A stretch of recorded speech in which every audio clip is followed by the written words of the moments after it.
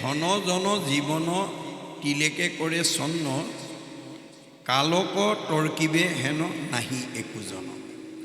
যে ভগৱন্তই ইচ্ছা কৰিলে আমাক তিলেকতে চব বিনাশ কৰি দিব পাৰে। গতিকে আমাৰ ৰূপ যৌৱনৰ পৰা ধৰি বিভিন্ন বাহ্যিকতা যিবিলাকক আমি নাজানি মিছাকে সঁচা বুলি ভাবোঁ, যিবিলাকক লৈ আমি গৰ্ব অনুভৱ কৰোঁ, গতিকে এইবিলাকৰ সলনি কৰিবলৈ ভগৱন্তৰ বেছি সময় নালাগে। সেইকাৰণে ইয়াক মায়া বুলি কৈছে। মাধৱৰ মায়াৰ কমনে পাৱে অন্ত, ঐশ্বৰ্য দৰিদ্ৰ হোৱে দুখী ধনৱন্ত। স্বৰ্গীও নৰকে নৰকীও স্বৰ্গে যায়, সৰ্বকালে সুখ দুখ একো স্থানে নাই। সংসাৰৰ সুখ দুখ জানা সবে মায়া, তিলেকতে অন্তৰে মেঘৰ যেন ছায়া। আকাশৰ ডাৱৰ বতাহে যেনেকৈ কোনফালে কেতিয়া উৰাই নিয়ে তাৰো নিৰ্দিষ্ট নাই, ঠিক তেনেকৈ আমাৰ সুখ দুখবিলাকো ভগৱন্তই চকৰিৰ দৰে ঘূৰাই থাকে।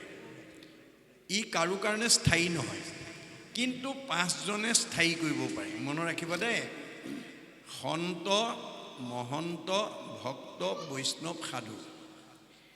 আপুনি ভাগৱত শুনি যদি গুণগতভাৱে এই পাঁচজনৰ পৰা এজন হ'ব পাৰে, মানুহেতো হিংসা কৰি নোৱাৰে, স্বয়ং ভগৱানেও নোৱাৰে, আপোনাৰ স্থিতি সলনি কৰিব নোৱাৰে। গতিকে আপুনি এই গুণৰ বিশিষ্ট হ'ব লাগিব। আৰু তাৰ উদাহৰণটো প্ৰহ্লাদৰ ক্ষেত্ৰত দেখুৱাই থৈ গৈছে যে নৃসিংহ অৱতাৰত প্ৰহ্লাদৰ পিতৃ হিৰণ্যকশিপুক বধ কৰাৰ পিছত নৃসিংহৰ খং মাৰ যোৱা নাই। দেৱতাসকল তেওঁৰ ওচৰ চাপিবলৈ সাহস কৰা নাই। প্ৰহ্লাদক ক'লে, যোৱা তুমি তুতি কৰা। তেতিয়া তেওঁ গৈ নৃসিংহক স্তুতি কৰিছে, প্ৰভু মোৰ পিতাদেৱে তোমাৰ ওচৰত বহুত অপৰাধ কৰিলে, মোৰ মুখলৈ চাই তুমি পিতাদেউৰ গতি দিব লাগে। তেতিয়া নৃসিংহই হাঁহি পেলাই কৈছে, হেৰৌ প্ৰহ্লাদ, তই হেনো বৈষ্ণৱ পুত্ৰ ভৈলি যাৰ, 21 পুৰুষ তই কৰিলি উদ্ধাৰ। তোৰ দৰে বৈষ্ণৱ পুত্ৰই দেউতাৰ কথা বাদ দে, অতীতা পুৰুষা সপ্ত ভৱিষ্যস্য চতুৰ্দশ নৰ তাৰৈতে সৰ্বান কলৌ কৃষ্ণ ইতি কীৰ্তন। তোৰ দৰে কৃষ্ণ সংস্কৃতি অৱলম্বন কৰা পুত্ৰই অতীতৰ 7 পুৰুষ, ভৱিষ্যতৰ 14 পুৰুষ, 14 7 21 পুৰুষ উদ্ধাৰ কৰিলি। দেউতা তাৰ মাজতে গ'ল, তই দেউতাৰ কাৰণে চিন্তা কৰিব নালাগে। তেনেহ'লে মোক তোমাৰ ওচৰলৈ লৈ যোৱা। নোৱাৰোঁ, তোমাৰ পুণ্য জমা হৈ আছে, তুমি ৰজা হ'বই লাগিব। ৰজা হৈ ভোগভঞ্জী পুণ্য কৰা ক্ষয়। এই কথাবিলাক আমি জানিব লাগিব দেই। আমাৰ অসীম কৰ্মবন্ধ, তাৰ ভিতৰত মুখ্যতম কৰ্মবন্ধ হ'ল পাপ আৰু পুণ্য। এই দুটা আমি যাওঁতেও লৈ যাওঁ, আহোঁতেও লৈ আহোঁ। যাওঁতে তলফালে লাগি যায়। আমি যিমানবোৰ টকা পইচা ঘটিলোঁ, গাড়ী মটৰ কিনিলোঁ, সম্পত্তি ল'লোঁ, চব ইয়াতে এৰি থৈ যাব লাগিব। পুত্ৰ ভাৰ্যাত ঐশ্বৰ্য থাকিব ঐতে পৰি, পাপ পুণ্য দুই যাব লগত সত্তৰি। আমাৰ পাপ আৰু পুণ্য নামৰ কৰ্মবন্ধ দুটা পিছত লাগি যায়, আহোঁতে ওপৰফালে লাগি আহে। সেইকাৰণে দাৰ্শনিক পণ্ডিতে আমাৰ মনুষ্যৰূপী বৃক্ষজোপাত 4টা ফল লাগে বুলি কৈছে। 2টা তলফালে, 2টা ওপৰফালে। তলফালৰ 2টা নাম পাপ আৰু পুণ্য, ওপৰফালৰ 2টা নাম সুখ আৰু দুখ। এইটো চকৰিৰ দৰে ঘূৰি থাকে। গতিকে আপুনি পুণ্য লৈ গ'লেও আকৌ পৃথিৱীলৈ আহিব লাগিব সুখ ভোগৰ কাৰণে, পাপ লৈ গ'লেও আকৌ আহিব লাগিব দুখ ভুগিবৰ কাৰণে। গতিকে এতিয়া উদ্ধৱে প্ৰশ্ন কৰিলে, যদি পাপ ল'লেও আহিব লাগে, পুণ্য লৈ গ'লেও যদি আহিব লাগে, তোমাৰ ওচৰলৈ কেনেকৈ যাম? তেতিয়া ভগৱন্তই কৈছে, মাধৱে বুলন্ত সখী শুনা সবে ভেদ, মূৰ ভকতিহে কৰে কৰ্ম বন্ধ ছেদ। আজিৰ দৰে ভকতি কৰি পাপ পুণ্য প্লাছ মাইনাছ 0 কৰিব লাগিব। তেতিয়াহে আমাৰ জীৱই ঈশ্বৰৰ ওচৰলৈ যাব পাৰিব। গতিকে যদি অকল আপুনি আনৰ উপকাৰে কৰি থাকে, পুণ্য জমা হৈ থাকিব। যদি আনৰ অপকাৰ হৈ থাকে, পাপ কৰিব জমা হৈ থাকিব। এই দুটা বস্তু লগত অহা যোৱা কৰিব লাগিব। এতিয়া সেইকাৰণে আমাৰ সমাজত যিকোনো মানুহে সুখ ভোগৰ অধিকাৰী হ'ব নোৱাৰে, যিকোনো মানুহে ৰাজগাদী নাপায়। আমাৰ ভাগৱতৰ মতে আপোনালোকে অসীম নীতিৰ ভিতৰত প্ৰধান নীতি 4টা: ৰাজনীতি, ধৰ্মনীতি, সমাজনীতি, অৰ্থনীতি। আপুনি যিকোনো নীতিত সফল ৰূপায়ণ হ'বলৈ শাস্ত্ৰ পঢ়িবই লাগিব। এতিয়া আগন্তুক 26 চনত MLA নিৰ্বাচন আহি আছে। ধৰি লওক আপোনালোকৰ সমষ্টিৰ 10 জনে বিভিন্ন দলৰ পৰা প্ৰতিদ্বন্দ্বিতা কৰিছে। আমাৰ ভাগৱতৰ মতে আপোনালোকৰ সমষ্টিৰ মানুহে গৌৰৱবোধ কৰিব লাগিব, আনন্দবোধ কৰিব লাগিব। কি বুলি? যে আমাৰ সমষ্টিৰ পৰা 10 জন লোকে MLA প্ৰতিদ্বন্দ্বিতা কৰিব পৰা যোগ্য ব্যক্তি আছে। কিন্তু তাৰ ভিতৰত কোন জিকিব? কেইজন জিকিব? এজন জিকিব। কোন জিকিব? আমাৰ ভাগৱতত তাৰ ইংগিত দিছে 14 স্কন্ধ, যে আমাৰ এই 10 জনে, যি 10 জনে প্ৰতিদ্বন্দ্বিতা কৰিব 26 চনত, মানে MLA প্ৰতিদ্বন্দ্বিতা কৰিম বুলি বহু আগৰ পৰাই এই সমষ্টিটোৰ উন্নয়নৰ কামত আত্মনিয়োগ কৰিব। তৃণমূল আত্মা, পৰিয়াল, সমাজ, অনুষ্ঠান, প্ৰতিষ্ঠান, দল, সংগঠনৰ উপকাৰৰ কামত যি আত্মনিয়োগ কৰিব। কোনোবাই দুখীয়া মানুহৰ ল'ৰা ছোৱালীক পঢ়াত সহায় কৰিছে, কোনোবাই দুখীয়া মানুহৰ ৰোগীক কিবা সহায় কৰিছে, কোনোবা গাঁৱত পানীৰ অভাৱ দমকল বা কুঁৱা এটা বহুৱাই দিছে, ক'ৰবাত মানে নামঘৰটো বেয়া হৈ আছে টিংপাত লৈ দিছে, ইত্যাদি ইত্যাদি। এই 10 জনৰ ভিতৰত সমষ্টিটোৰ উন্নয়নৰ কামত যাৰ অৱদান বেছি হ'ব, সি বাই হুক অৰ বাই ক্ৰুক যিকোনো প্ৰকাৰে ভগৱন্তই তাকেই জয় কৰিব। আমাৰ মতে এখেত জিকিব লাগিছিলে, ফলাফলত কিন্তু এখেতে জিকিলে। এতিয়া ভগৱন্তই কৈছে তুমি চৰ্ম চকুৰে চাইহে কৈছা এওঁ জিকিব লাগে বুলি। মই 14 জন সাক্ষী, 2 জন কেৰেণীৰ তথ্য ভিত্তিত এওঁক জিকাইছোঁ। 14 ভুৱনে লোক আছে যত মানে, সবাহাৰে ন্যায় নীতি দেখে বিদ্যমানে। চিত্ৰগুপ্ত নামে 2 লিখক নিৰ্ভয়, সবাহাৰে পাপ পুণ্য তেৰেজ কৰে। গুপুত পাপক গুপ্ত লিখকে লিখয়, দেখা মানে পাপচিত্ৰ লিখন্ত নিশ্চয়। 14 জনৰ সাক্ষীত আৰু ঠাকৈৰ লগত, ভান্দিবে নোৱাৰে পাপ পুণ্য আছে যত। ভগৱানে আমাৰ লগত 14 জন সাক্ষী ৰাখিছে। চকুৰ লগত সূৰ্য দেৱতা, কাণৰ লগত দগদিকপাল, নাকৰ লগত অশ্বিনী কুমাৰ, মুখৰ লগত অগ্নি দেৱতা, জিভাৰ লগত বৰুণ দেৱতা, ছালৰ লগত বায়ু দেৱতা, হাতৰ লগত ইন্দ্ৰ দেৱতা, ভৰিৰ লগত বিষ্ণু দেৱতা। ভৰিত বিষ্ণু থাকে কাৰণে আমি ভৰিত সেৱা কৰোঁ। গুজ্ৰৰ লগত মিত্ৰ দেৱতা, লিংগৰ লগত প্ৰজাপতি, বুদ্ধিৰ লগত ব্ৰহ্মা, চিত্ৰৰ লগত বাসুদেৱ, মনৰ লগত চন্দ্ৰ, অহংকাৰ লগত ৰুদ্ৰ। এই 14 জন দেৱতা ভগৱানে আমাৰ লগত ইন্দ্ৰিয় অধিষ্ঠাতা বা সাক্ষী ৰূপে ৰাখিছে।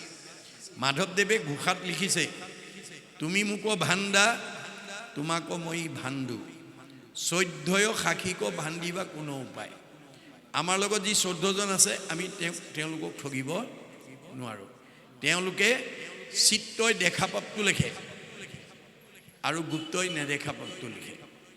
ধৰি লওক আপোনালোকে মোলৈ চাই আছে, মই ভাবিছোঁ চবেই ঠিকেই চাই আছে, কিন্তু কোনোবাই মোলৈ মুখলৈ চাইহে আছে, মনে মনে ভাবিছে এতিয়া ঠাণ্ডাও বেছি হৈছে, বাক্যাও বেছি কৈছে, খোৱা সময়ো পাৰ হৈ যাব, এতিয়া দিগদাৰ হ'ব নেকি, ঘৰত ল'ৰা ছোৱালীকেইটা এৰি থৈ আহিলোঁ, কিবা খাইছে কিবা কৰা নাই, ইত্যাদি ইত্যাদি।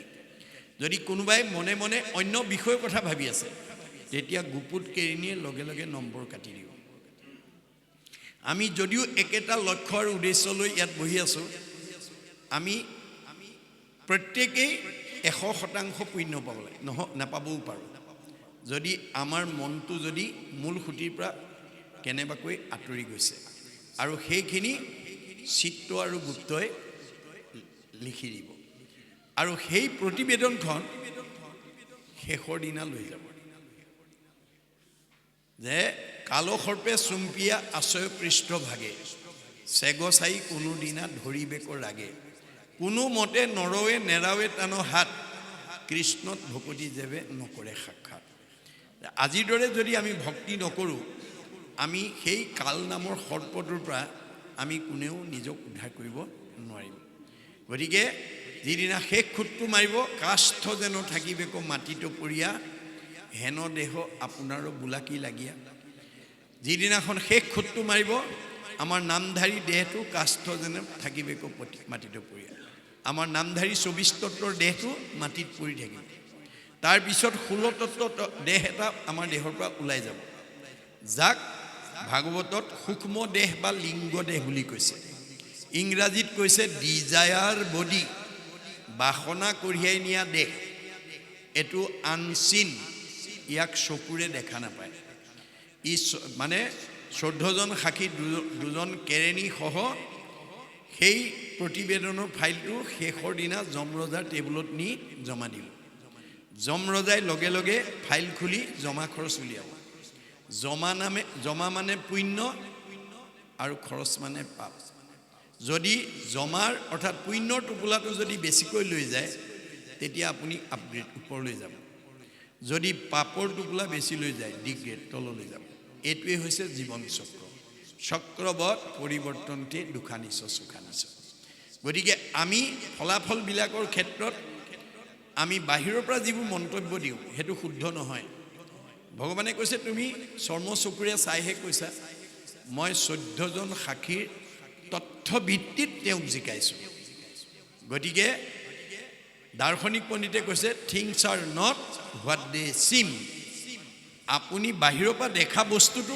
আচল বস্তু নহয় আমি বাহিৰৰ পৰা দেখা মানুহজন বা মানুহগৰাকী আচল মানুহ নহ'বও পাৰে আমাৰ বুঢ়াসকলে কয় বাহিৰে ৰং চং ভিতৰি খোৱা বাতৰি এইবিলাক ভগৱানে তথ্য ভিত্তিত ব্যৱস্থা কৰি আছে সেইকাৰণে আমাক কৈছে যেদি অতি অঘটনকো ঘটাৱে কালে আনি পৰম আশ্চৰ্য ই যে শুনা সবে প্ৰাণী এইবিলাক কালে আমাক ঘটি থাকে এইবিলাক কৰ্মফল জীৱই ভোগ কৰিব লাগে জৈত ধৰ্ম ৰাজা গদাপানী বিকুদৰ ধনঞ্জয় যথাত গান্ধীব ধনুৰ্ধৰ যিটো পৰিয়ালত যুধিষ্ঠিৰৰ দৰে ধাৰ্মিক লোক আছে বিকুদৰ দৰে মহাপ্ৰতাপী বলৱান বীৰ আছে ধনঞ্জয়ৰ দৰে গান্ধীব ধনুৰ্ধাৰী আছে আৰু লগত কৃষ্ণ সহযোগ আছে দেখিও আশ্চৰ্য কিন্তু তথাতো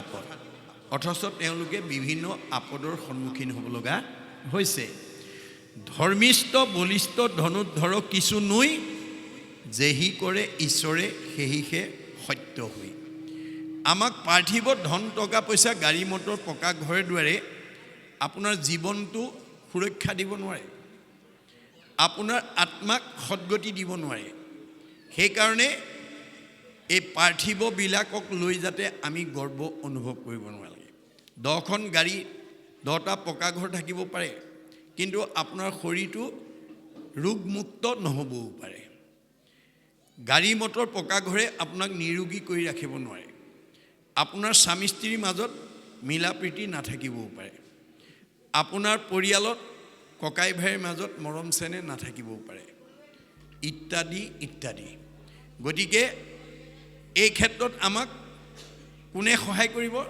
কেৱল ভকতি আনযত সবে মিছা ভক্তিৰ অভাৱে আজিৰ দৰে যাতে আমি ভক্তি আচৰণ কৰি আমি যাতে প্ৰকৃত সম্পদৰ দ্বাৰা আমি নিজক যাতে সুৰক্ষা দিব পাৰোঁ আমাৰ জীৱনটো যাতে সুস্থ সবল কৰি ৰাখিব পাৰোঁ মনটো যাতে আনন্দত ৰাখিব পাৰোঁ পৰিয়ালত যাতে মিলা প্ৰীতি সমাজত যাতে শান্তি এই ভক্তিৰ বাদে আনে কৰিব নোৱাৰে সেইকাৰণে এই আদৰ্শৰে যাতে আমি সমাজবিলাক আগুৱাই যাব পাৰোঁ তাৰ প্ৰতি আমি গুৰুত্ব দিব লাগিব ঈশ্বৰৰ চেষ্টাক জানে কমন মহন্তে ব্ৰহ্মা হৰু মোহ যাই জাক বিচাৰন্তে আপুনি মইনো কোন ব্ৰহ্মা হৰেও তেওঁৰ মায়াত বিভ্ৰম হৈ গৈছে ভ্ৰম হৈ গৈছে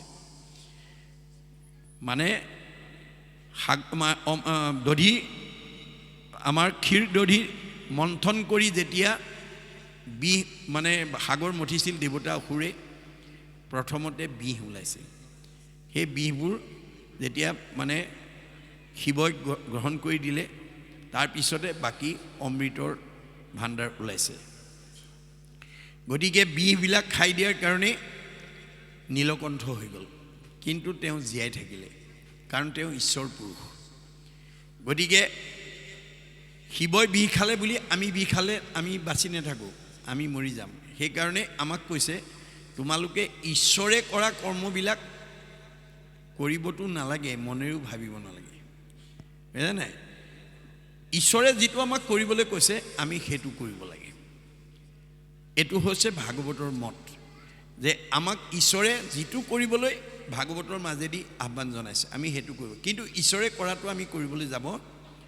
নালাগে গতিকে আমাক পাৰ্থিৱবিলাকে আমাক ৰক্ষণাবেক্ষণ নিদিয়ে ব্ৰহ্মাহৰু অৱশেষত তেওঁ অমৃতৰ ভাণ্ডাৰটো যেতিয়া অসুৰবিলাকে লৈ গুচি গ'ল হাহাকাৰ লাগিল কৃষ্ণই মোহিনী ৰূপ ধৰি অসুৰবিলাকক মোহিত কৰি অসুৰৰ হাতৰ পৰা অমৃতৰ ভাণ্ডাৰটো আনি যেতিয়া দেৱতাসকলক খুৱাই দেৱতাসকলক ৰক্ষণাবেক্ষণ দিলে এই কথাটো শুনি শিৱই মোহিনী ৰূপ চাবৰ কাৰণে উদ্গ্ৰীৱ হৈ গ'ল এদিন ভগৱন্তৰ ওচৰত গৈ ক'লে যে তোমাৰ মোহিনী ৰূপটো মই চাবৰ কাৰণে আহিছোঁ তেতিয়া ভগৱন্তই ক'লে ইটো নাৰী ৰূপ চোৱা কোনো কাজে তুমি ভুল গইলে হাঁহিবেকো সামৰাজে তুমি ত্ৰিগুণাতীত ঈশ্বৰ তোমাক মানুহে ঈশ্বৰ জ্ঞান কৰি থাকে আৰু তুমি যদি মোৰ এই মায়াত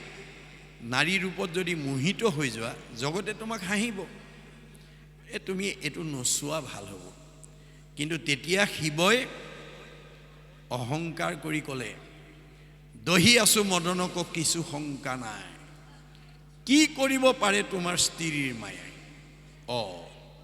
ভগৱানে ভাবিলে ইয়াৰ অহংকাৰ হ'ল এতিয়া অহংকাৰটো যদি মই পতন কৰি নিদিওঁ এই অহংকাৰেই এদিন তেওঁক বিপথে লৈ যাব তেতিয়া ক'লে ঠিক আছে তুমি খন্তেক ৰোৱা এই বুলি কিছু দূৰত গৈ যেতিয়া নাৰী মোহিনী ৰূপত নাচিবলৈ লাগিলে কাষৰ পাৰ্বতীক এৰি দৌৰ মাৰিলে আৰু মোহিনীক খেদি খেদি নি গছ লতা চবকে সাৱটি ধৰি নানান হাৰাশাস্তি অৱশেষত যেতিয়া ব্ৰহ্মস্খলন হৈ চেতনা আহিছে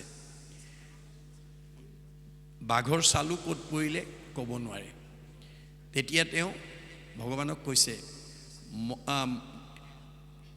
যে মই গুণাতীত হৈছোঁ মোৰো এইটো অৱস্থা হৈছে আনে কোনে থিয় হৈব আগত যিজন ভগতিহীন সি দেখে হৰিক ভিন সবে বন্দী বিষ্ণুৰ মায়াত মই ত্ৰিজগতপতি মূৰ ভৈল হেনগতি আনে কোনে থিয় হৈব আঁতৰ যিগোটা ভগতিহীন সি দেখে হৰিক ভিন সবে বন্দী বিষ্ণুৰ মায়াত স্বীকাৰ কৰিলে আৰু ক'লে যে প্ৰভু নমাগো সুখ ভোগ নমাগো মুকুতি তোমাৰ চৰণে মাত্ৰ থাকুক ভুকুতি এই কথাটো ইয়াত উল্লেখ কৰিছে যে ব্ৰহ্মা হৰু মোহ যায় যাকো বিচাৰন্তে ব্ৰহ্মায়ো মানে ভগৱন্তৰ পৰীক্ষা লৈছিল গো বৎসবিলাক হৰণ কৰি লৈ গৈছিল লৈ গৈ লুকুৱাই থৈছিল এওঁনো কেনেকৈ গো বৎস বিচাৰি পাই চাওঁ কিন্তু ব্ৰহ্মাক আনন্দ দিবৰ কাৰণে তেওঁ লুকুৱাই থোৱা গো বৎসবিলাকক নানি তেওঁ নিজেই গো বৎস হৈ গ'ল আৰু এবছৰ ধৰি প্ৰত্যেকৰ ঘৰে ঘৰে গৰু পোৱালি গৰু ৰখীয়া হৈ যাৰ যেনেকুৱা ল'ৰা ছোৱালী আছিল তেনেকুৱা ৰূপত থাকিল অৱশেষত ব্ৰহ্মাই আহি যেতিয়া দেখিলে এওঁ দেখোন মই ইয়াতো গৰুখিনি আছে মোৰখিনিকে আহিল নেকি আকৌ দৌৰি গৈ চাইছে তাতো আছে আকৌ দৌৰি আহি চাইছে ইয়াতো আছে তেওঁ মোহিত হৈ গ'ল গতিকে ব্ৰহ্মাও যাৰ মায়াত মোহিত হৈছে গতিকে ব্ৰহ্মা আদি কৰি জীৱ যত ৰাম ৰাম ৰাম ৰাম ৰাম মায়া সজ্জা মাজে আশ্ৰয় ঘুমতি যায় গতিকে আপুনি মইনো কোন সৃষ্টিকৰ্তা ব্ৰহ্মা সংহাৰকৰ্তা শিৱ প্ৰমুখ্য কৰি ৩৩ কোটি দেৱতা ভগৱানৰ মায়াত বন্দী আছে যে যিসকল নিজেই মায়াত আছে, যিয়ে অজ্ঞান আন্ধাৰত আছে, আমি তেওঁলোকৰ আশ্ৰয় ল'লে কেতিয়াও পোহৰ পাব নোৱাৰোঁ। আমি ক'ত আশ্ৰয় ল'ব লাগিব? অৰ্জুনক কোৱাৰ চলে কৈছে যে মাং প্ৰপদন্তে মায়া মেতাম তৰন্তিতে, মই পোহৰ মোৰ কাষলৈ যেতিয়ালৈকে নাহিবা তেতিয়ালৈকে তোমালোক মোৰ সৃষ্ট দুখ দুৰ্গতিতে জীৱন কটাব লাগিব।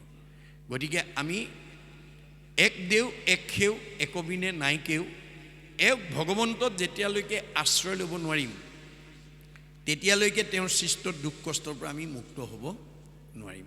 সেইকাৰণে আমাৰ ভাগৱতৰ মাজেদি, কাৰণ যিখন ৰচনা কৰাৰ আগত সমগ্ৰ বিদগ্ধ পণ্ডিত 17খন পুৰাণ আৰু 14 শাস্ত্ৰ 18 পুৰাণ ৰচনা কৰিও যিজন বিমোহিত হৈ গৈছিল, যাৰ মনত দুখ অশান্তিয়ে ভোগ কৰি আছিল, অৱশেষত নাৰদে ক'লে যে তুমি জগতখনক বিপথে পৰিচালিত কৰিলা, প্ৰাণী বলি দিবলৈ শিকালা, যিটো বেয়া কাম আছিলে। গতিকে এই যে তুমি ভুল পথে জগতখনক পৰিচালিত কৰিলা, তাৰ কাৰণে তুমি এই অসন্তুষ্টত ভুগিবলগীয়া হৈছে। বোলে উপায় এটা আছে, মূৰ উপদেশে কৰা ভাগৱত শাস্ত্ৰ, প্ৰচাৰোক গোবিন্দৰ গুণ নাম মাত্ৰ। এতিয়া তুমি 18 নম্বৰ সূৰ্য পুৰাণ ৰচনা কৰি 17খন পুৰাণত তুমি যি ভুল পথ দিছিলা, ভাগৱত পুৰাণৰ দ্বাৰা নৎসাত কৰি দিয়া। তোমাৰ হাতেৰে ৰোৱা পুলি তোমাৰ হাতেৰে উভালি দিয়া। আনে ভুল কৰিব মানে উভালিবলৈ গ'লে মানুহে হাঁহিব, যদি জ্ঞানী গণে তাকো কৰে নিবাৰণ, আউৰ তাৰ বচন নমানে একোজন। বোলে উপালম্ভ কৰি বচন খণ্ডিত, ব্যাসতো অধিক ভৰিলে এহেন্তে পণ্ডিত। এওঁ আকৌ ব্যাসতকৈ পণ্ডিত ওলাল বুলি হাঁহিব। গতিকে তুমি এতিয়া ভাগৱত পুৰাণৰ দ্বাৰা 17খন পুৰাণ নৎসাত কৰি দিয়া। হেন শুনি ব্যাসে কৰিলন্ত ধ্যান, হৃদয়তে কৃষ্ণক দেখিলা বিদ্যমান। লগে লগে হৃদয়ত দেখা পালে। কেনেকৈ? বাম পাশে মায়া দক্ষিণত ভক্তি মাও, দেখি ব্যাস ঋষিৰ ৰোমাঞ্চ বৈল গাঁও। মায়ে বান্ধন্ত ভক্তি মাও মেলাৱন্ত, দুহান্ত মধ্যত আছা ভগৱন্ত।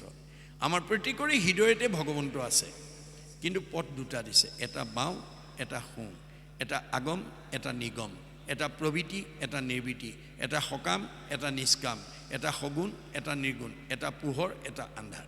এতিয়া কোনটো পথে যাম আমি? এতিয়া ব্যাসে দেখা পালে যে বাম পাশে মায়ে বান্ধন্ত।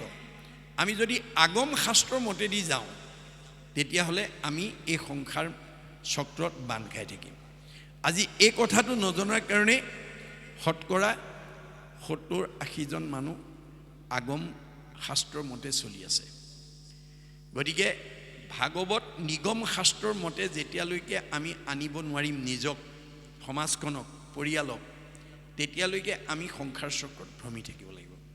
গতিকে আমি এই 18 নম্বৰ পুৰাণ ভাগৱতৰ আৰ্হি আদৰ্শৰে যাতে আমি সমাজখন সংস্কাৰমুখী কৰিব পাৰোঁ, পৰম্পৰাবিলাকৰ পৰা আমি যাতে সমাজখনক মুক্ত কৰিব পাৰোঁ, সংকীৰ্ণতা অন্ধবিশ্বাসৰ পৰা যাতে আমি সমাজখনক আগবঢ়াই আনিব পাৰোঁ, তাৰ কাৰণে এই ভাগৱত শাস্ত্ৰ আমাৰ যিমান সঘনে আমি আলোচনা কৰিব পাৰিম সিমানেই আমাৰ সমাজখন মানে সংস্কাৰমুখী হ'ব।